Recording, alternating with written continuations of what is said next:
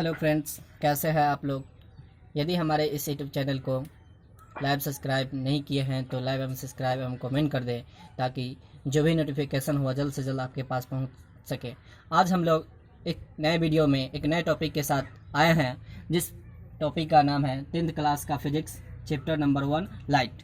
इससे संबंधित हम प्रतिबिंब के बारे में जानकारी प्राप्त करेंगे। प्रतिबिंब को अंग्रेजी में हम इमेज कहते हैं। प्रतिबिंब मुख्यतः दो तरह के होते हैं, एक वास्तविक प्रतिबिंब,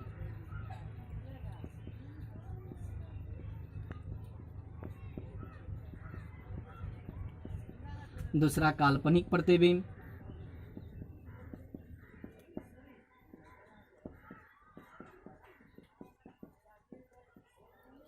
वास्तविक प्रतिबिंब को रियल इमेज कहते हैं,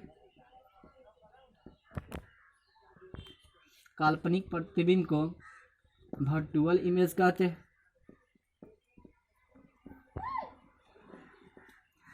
तो हम लोग देखें प्रतिबिंब के बारे में आज जानकारी प्राप्त करेंगे। तो प्रतिबिंब मुख्यतः दो तरह के होते हैं, पहला वास्तविक प्रतिबिंब, दूसरा काल्पनिक प्रतिबिंब। तो सबसे पहले हम जानेंगे कि प्रतिबिंब किसे कहते हैं। तो प्रतिबिंब एक दर्पण के आकार होता है। हम जानते हैं कि प्रकाश की किरण अनंत से आती है, तो इसको मान लेंगे स्रोत।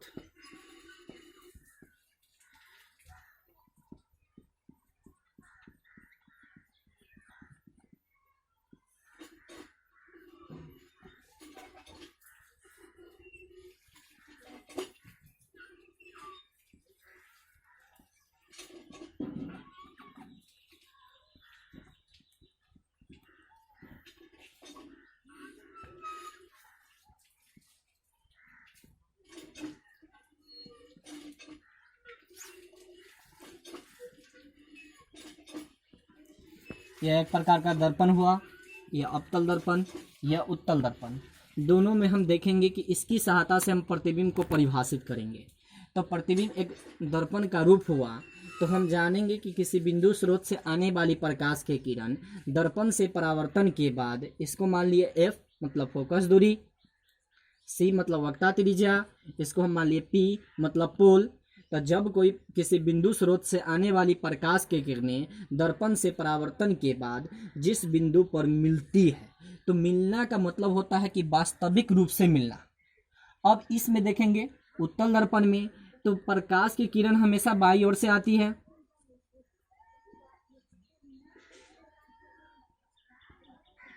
तो इसमें देखेंगे कि दर्पण से परावर्तन के बाद यह क्या होती है कि अपने पूर्व पथ से विचलित हो जाती है और यह टूटी फूटी रेखा में एक बिंदु पर मिलती हुई प्रतीत होती है। अगर इधर इससे भी होकर अगर हम मुख्य अक्ष की ओर प्रकाश की किरण गुजारेंगे तो यह दर्पण से परावर्तन के बाद अपने पथ से विचलित हो जाएगी और एफ से होकर गुजरता हुआ प्रतीत होगा। तो इस दर्पण में देख रहे हैं कि यह वास्तविक रूप से मिल रहा है और इस दर्पण में देख रहे हैं कि यह काल्पनिक रूप से मिल रहा है। तो इसको इस प्रकार परिभाषित कर सकते हैं कि किसी बिंदु स्रोत से आने वाली प्रकाश की किरणें दर्पण से परावर्तन के बाद जिस बिंदु पर मिलती है या मिलती हुई प्रतीत होती है, उस बिंदु स्रोत को प्रतिबिंब कहते हैं। एक बार और परिभाषा रिपीट। तो हम जानते हैं कि सूरज की किरण अनंत से आती है और अनंत पृथ्वी पर आने पर 8 मिनट 20 सेकंड लगता है। तो यह एक तरह का स्रोत हुआ, अनंत का हम स्रोत के अंतर्गत रखते हैं। तो किसी बिंदु स्रोत से आने वाली प्रकाश की किरणें दर्पण से परावर्तन के बाद जिस बिंदु पर मिलती है या मिलती हुई प्रतीत होती है, उस बिंदु स्रोत को प्रतिबिंब कहते हैं। प्रतिबिंब मुख्यतः दो तरह के होते हैं, एक वास्तविक प्रतिबिंब, एक काल्पनिक प्रतिबिंब। तो काल्पनिक प्रतिबिंब को हम लोग आभासी प्रतिबिंब भी कहते हैं। तो हम जानेंगे कि वास्तविक प्रतिबिंब किसे कहते हैं। तो वास्तविक प्रतिबिंब के लिए इसका आलेख इस तरीका से होगा। तो इसका भी डिफिनेशन हम लोग जानेंगे कि वास्तविक प्रतिबिंब का, जिसको हम लोग रियल इमेज कहते हैं। तो वास्तविक प्रतिबिंब किसे कहते हैं, तो किसी बिंदु स्रोत से आने वाली प्रकाश की किरणें, कैसा किरण, प्रकाश की किरण किसी बिंदु स्रोत से आने वाली प्रकाश की किरणें दर्पण से परावर्तन के बाद जिस बिंदु पर मिलती है तो उस बिंदु पर वस्तु के जैसी बनी आकृति को वास्तविक प्रतिबिंब कहते हैं, और यह प्रतिबिंब सदैव उल्टा बनता है। एक बार और परिभाषा रिपीट। किसी बिंदु स्रोत से आ रही प्रकाश की किरणें दर्पण से परावर्तन के बाद जिस बिंदु पर मिलती है उस बिंदु पर वस्तु के जैसी बनी आकृति को वास्तविक प्रतिबिंब कहते हैं। अब काल्पनिक प्रतिबिंब के बारे में जानेंगे, जिसको हम वर्चुअल इमेज कहते हैं। तो किसी बिंदु स्रोत से आने वाली प्रकाश की किरणें दर्पण से परावर्तन के बाद जिस बिंदु पर मिलती हुई प्रतीत हो रही है, प्रतीत का मतलब होता है काल्पनिक रूप से टूटी फूटी रेखा, तो मिलती हुई प्रतीत होती है, उस बिंदु पर वस्तु के जैसी बनी आकृति को काल्पनिक प्रतिबिंब कहते हैं। और काल्पनिक प्रतिबिंब को आभासी प्रतिबिंब भी कहा जाता है, और आभासी होने के कारण यह प्रतिबिंब सदैव सीधा बनता है।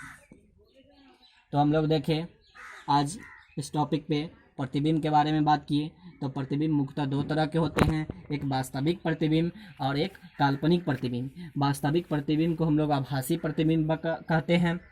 वास्तविक प्रतिबिंब सदैव उल्टा बनता है, काल्पनिक प्रतिबिंब सदैव सीधा बनता है। सीधा या इसको आभासी भी कह सकते हैं। तो आज हम लोग एक नए टॉपिक के साथ जानेंगे, वास्तविक प्रतिबिंब और काल्पनिक प्रतिबिंब में अंतर स्पष्ट करेंगे। आज हम लोग एक नए टॉपिक के साथ जानेंगे कि वास्तविक प्रतिबिंब एवं काल्पनिक प्रतिबिंब में अंतर कैसे लिखते हैं। तो सबसे पहले हम अंतर लिखने का तरीका जानेंगे। तो अंतर लिखने के लिए सबसे पहले हम लिखेंगे कि वास्तविक प्रतिबिंब एवं काल्पनिक प्रतिबिंब में निम्नलिखित अंतर है।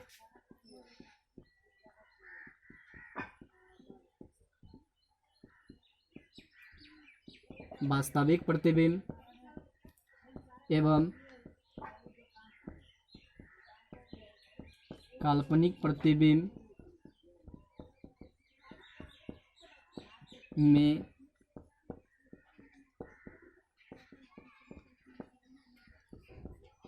निम्नलिखित अंतर है। तो यह तो लिख दिए। अब इसके बाद क्या करते हैं कि एक तरफ लिखेंगे वास्तविक प्रतिबिंब और एक तरफ लिखेंगे काल्पनिक प्रतिबिंब, और इसको दो भाग में बांट देंगे। वास्तविक प्रतिबिंब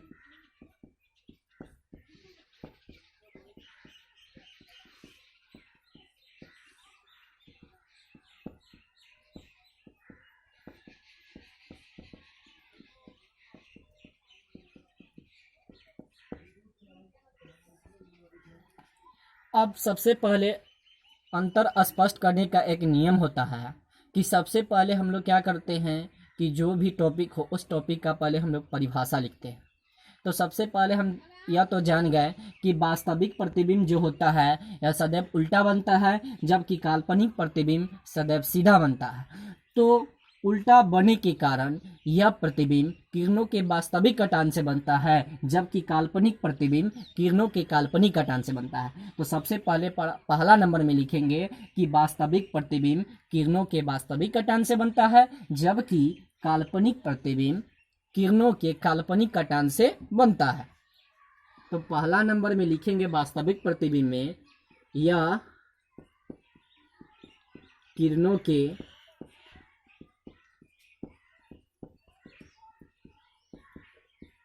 वास्तविक कटान से बनता है,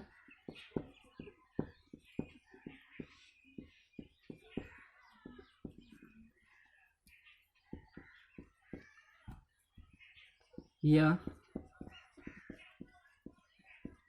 किरणों के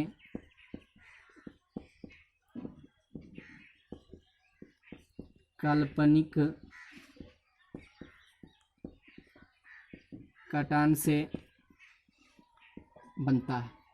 दूसरा नंबर में लिखेंगे कि वास्तविक प्रतिबिंब वास्तविकता होने के कारण इस प्रतिबिंब की जो प्रकृति होती है वह सदैव उल्टा होता है, और काल्पनिक प्रतिबिंब मतलब सीधा हो जाने के कारण इस प्रतिबिंब का जो प्रकृति होता है वह सदैव आभासी, काल्पनिक या सीधा होता है। तो दूसरा नंबर पर लिखेंगे कि वास्तविक प्रतिबिंब सदैव उल्टा होता है जबकि काल्पनिक प्रतिबिंब सदैव सीधा होता है।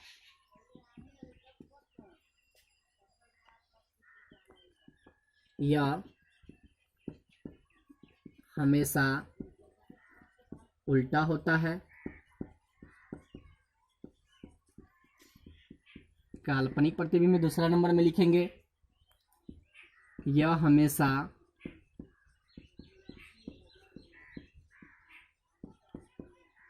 सीधा होता है।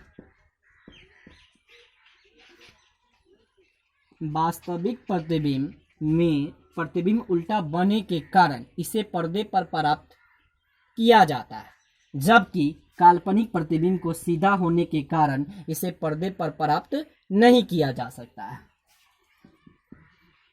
तो तीसरा नंबर में लिखेंगे वास्तविक प्रतिबिंब में इसे पर्दे पर प्राप्त किया जा सकता है,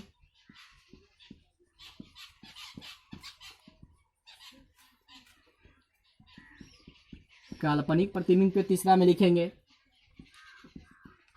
इसे पर्दे पर प्राप्त नहीं किया जाता है, नहीं किया जा सकता है।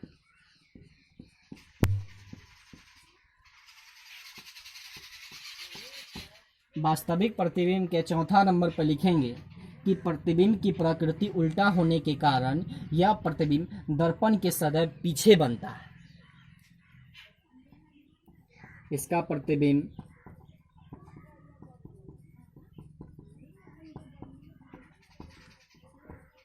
दर्पण के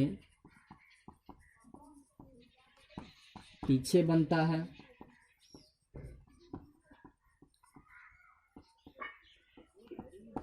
और इसका प्रतिबिंब दर्पण के आगे बनता है।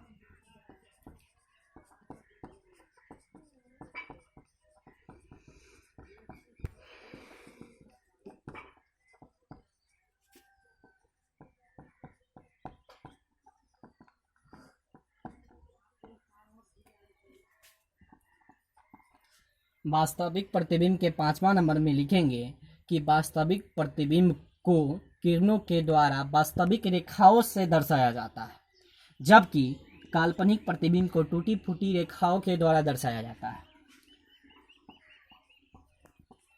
इसे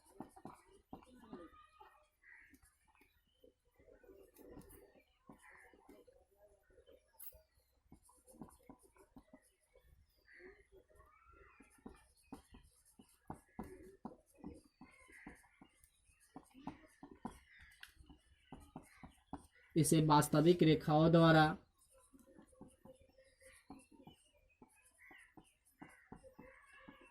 दर्शाया जाता है। इसे टूटी फूटी रेखाओं द्वारा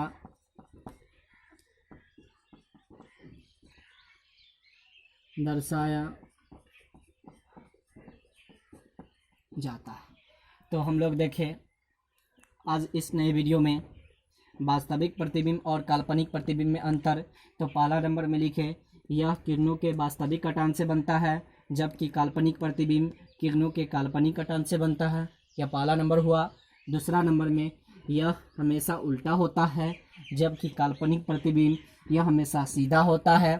तीसरा नंबर पे देखेंगे उल्टा प्रतिबिंब बनने के कारण इसे पर्दे पर प्राप्त किया जा सकता है, जबकि काल्पनिक प्रतिबिंब को पर्दे पर प्राप्त नहीं किया जा सकता। चौथा नंबर पे यह प्रतिबिंब दर्पण के पीछे बनता है, जबकि काल्पनिक प्रतिबिंब दर्पण के आगे बनता है। पांचवा नंबर लास्ट, इसे वास्तविक रेखाओं द्वारा दर्शाया जाता है, जबकि काल्पनिक प्रतिबिंब को इसे टूटी फूटी रेखाओं द्वारा दर्शाया जाता है। अब हम लोग लास्ट टॉपिक पे बात करेंगे, जो हम लोग नेक्स्ट पहले टॉपिक पे बात किए थे। नेक्स्ट वीडियो में उससे संबंधित आज हम लोग एक नए टॉपिक पे बात करेंगे। तो नेक्स्ट टॉपिक पे हम लोग नेक्स्ट वीडियो में बात किए थे दर्पण के बारे में। तो दर्पण देखे थे हम लोग नेक्स्ट वीडियो में कि दर्पण दो तरह के होते हैं, पहला समतल दर्पण और दूसरा गोलीय दर्पण। समतल दर्पण में देख रहे थे कि इसका परावर्तक सतह समतल था और गोलीय दर्पण था एक खोखले गोले का भाग था। तो आज हम लोग इस नए वीडियो में समतल दर्पण की विशेषता देखेंगे। तो सबसे पहले हम जान लेते हैं कि समतल दर्पण किसे कहते हैं। तो वह दर्पण जिसका परावर्तक सतह समतल होता है उसे हम समतल दर्पण कहते हैं। और गोलीय दर्पण एक खोखले गोले का भाग होता है। तो गोला कौन होता है? एक वृत्ताकार भाग का। तो वह दर्पण जिसका परावर्तक सतह गोलीय होता है उसे हम गोलीय दर्पण कहते हैं। तो आज हम लोग इस नए वीडियो में समतल दर्पण की विशेषता देखेंगे। तो हम लोग जानते हैं कि एम एक परावर्तक सतह है। तो मान लेंगे कि एम एक परावर्तक सतह है। तो प्रकाश की किरण यदि एक माध्यम से आएगी तो पुनः दूसरे माध्यम में लौट जाएगी। तो मान लेते हैं कि एओ एक आपतित किरण है, ओबी एक परावर्तित किरण है और आपतन बिंदु पर डाले गए लंब को अभिलंब कहते हैं। और आपतित किरण आपतन बिंदु एवं अभिलंब के बीच बने कोण को आपतन कोण कहते हैं। अब परावर्तित किरण और आपतन बिंदु एवं अभिलंब के बीच बने कोण को परावर्तन कोण कहते हैं। तो परावर्तन के नियम से आपतन कोण का जो मान होगा वह परावर्तन कोण के क्या होता है? बराबर होता है। अब हम लोग क्या करते हैं कि इस परावर्तक सतह को थोड़ा और बढ़ाते हैं। तो मान लेंगे कि ए में एक परावर्तक सतह है। थोड़ा रचना कर रहे हैं। क्या कर रहे हैं कि रचना परावर्तक सतह के लंबवत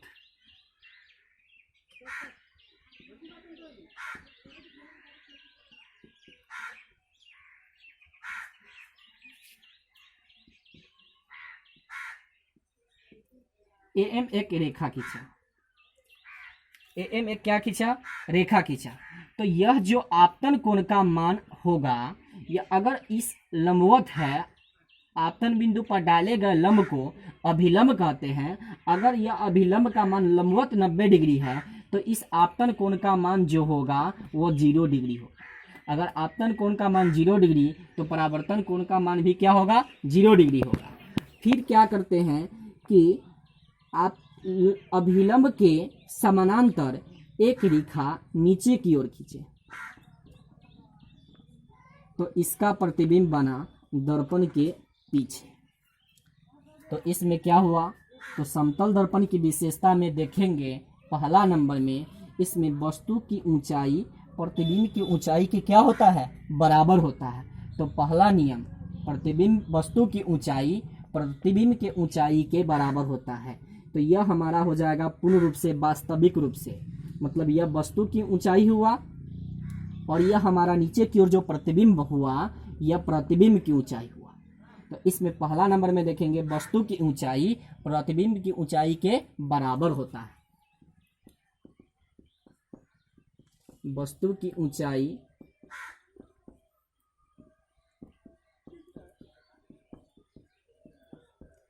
प्रतिबिंब की ऊंचाई के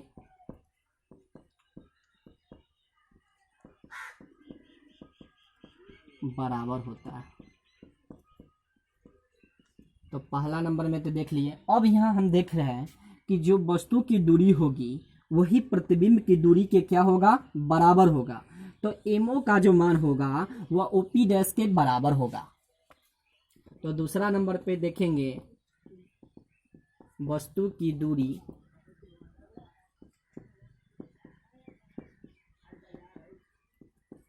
प्रतिबिंब दूरी के बराबर होता है।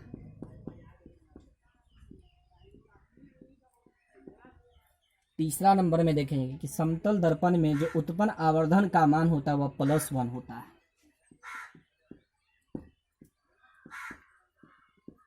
समतल दर्पण में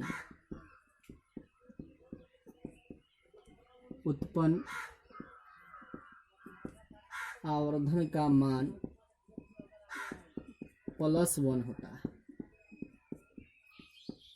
अभी हम लोग जाने कि दर्पण मुख्यतः दो तरह के होता है, एक समतल दर्पण और एक गोलीय दर्पण। तो समतल दर्पण हुआ मतलब वह दर्पण जिसका परावर्तक सतह समतल होगा। तो समतल का मतलब प्लेन, समतल का मतलब प्लेन। तो समतल दर्पण की जो प्रकृति होती है वह आभासी अथवा सीधा होता है, मतलब उसको कह सकते हैं कि काल्पनिक प्रतिबिंब बनता है और काल्पनिक होने के कारण इसे पर्दे पर प्राप्त नहीं किया जा सकता है। तो चौथा नंबर पे लिखेंगे समतल दर्पण की प्रकृति सीधा एवं आभासी होता है। पांचवा नंबर पे देखेंगे कि समतल दर्पण को पर्दे पर प्राप्त नहीं किया जा सकता है, इसे पर्दे पर प्राप्त नहीं किया जाता। लास्ट देखेंगे छठा नंबर कि समतल दर्पण में जो प्रतिबिंब होता है, या उदाहरण के लिए मान लेते हैं जैसे हम लोग हजामत के पास जाते हैं केस कटवाने के लिए, तो उसमें जो प्रतिबिंब होता है वो एकदम समतल होता है। या कभी कभी आप लोग सिनेमा जाते हैं तो जितना उस आकार उस हमारा प्रतिबिंब बनेगा उतना ही आकार उस वस्तु की प्रतिबिंब बनेगा। तो कभी कभी एग्जाम में हमेशा पूछा जाता है कि सिनेमा हॉल में के सामने कौन सा प्रतिबिंब लगा होता है, तो वह प्रतिबिंब समतल दर्पण का होता है। तो समतल दर्पण में जितना प्रतिबिंब उस वस्तु की आकृति बनेगी उतना ही प्रतिबिंब उस पर्दे पर वस्तु के आकार के बराबर होता है। तो कहा जा सकता है कि समतल दर्पण में पार्श्विक विस्थापन परिवर्तन होते हैं, अर्थात बायां हाथ उठाने पर दाहिना हाथ उड़ता हुआ प्रतीत होता है। तो सीधा लास्ट नंबर पे लिख सकते हैं कि समतल दर्पण में पार्श्विक परिवर्तन होते हैं। समतल दर्पण में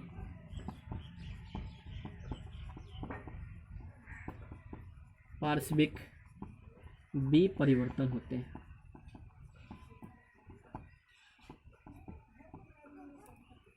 तो आज हम लोग इस नए वीडियो में देखें समतल दर्पण की विशेषता, और इससे अगले नए वीडियो में हम लोग समतल दर्पण का उपयोग देखेंगे। यदि आप लोगों को वीडियो अच्छा लगा हो तो इस चैनल को लाइक एवं सब्सक्राइब एवं कमेंट कर देंगे, ताकि जो भी नोटिफिकेशन हो वह जल्द से जल्द आपके पास पहुंच सके।